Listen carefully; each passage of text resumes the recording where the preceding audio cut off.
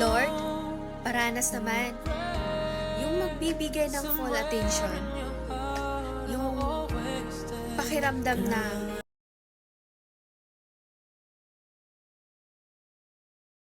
Kontento ako sa itsura ko. Proud ako sa ugali ko. Masaya ako sa buong pagkatao ko. At hindi ko to babaguhin para magustuhan lang ako ng ibang tao.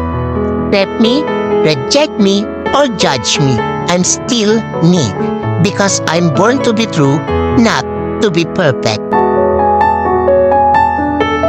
Pwede bang wag mo munang iwanan ang pusong nagmamahal sa'yo ng buo at totoo? Alam mo bang ikaw ang rason kung ba't ako naging masaya?